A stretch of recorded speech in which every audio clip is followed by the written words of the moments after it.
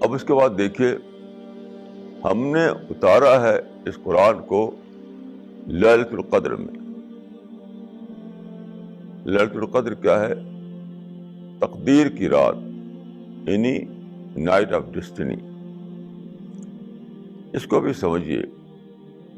دیکھیے، night of destiny جو ہے اس کا مطلب کیا ہے؟ یہ آپ ہی کو ایڈریس کر رہی ہے آیت، باہر کو نہیں. کسی باہر کی چیز کو نہیں ایڈریس کر رہی ہے آیت، کسی باہر کی رات کو. ایک رات جو آپ سے باہر ہے اس کو ایڈریس نہیں کیا جا رہا. یہاں خود آپ کو ایڈریس کیا جا رہا ہے. وہ کیا؟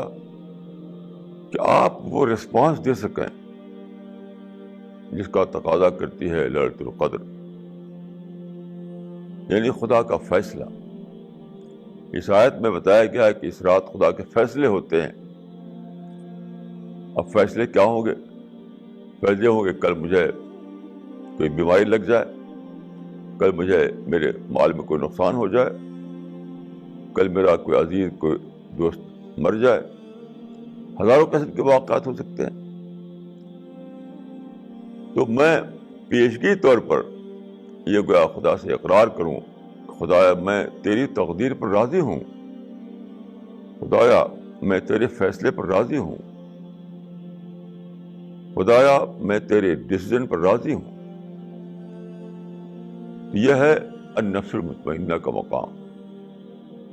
قرآن میں سورہ فجر میں بتایا گیا ہے کہ جنت میں کون جائیں گے؟ النفس المطمئنہ. مطمئن نفس، مطمئن انسان. یعنی مطمئن کون؟ جو راضی ہو جانے والا خدا کی ہر تقدیر پر.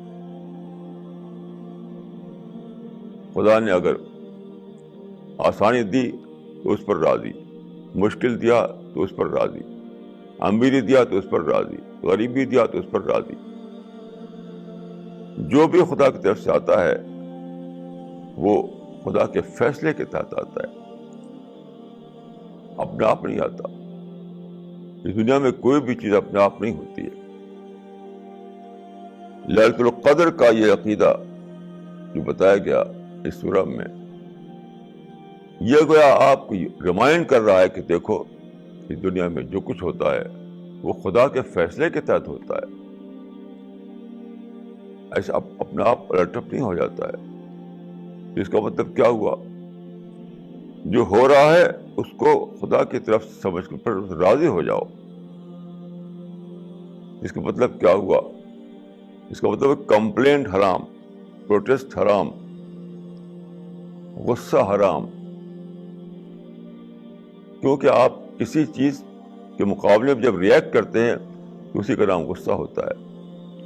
کسی چیز کے مقابلے میں جب آپ نیگیٹیولی ریئیکٹ کرتے ہیں تو اسی کا نام ہوتا ہے میلس، ریونج،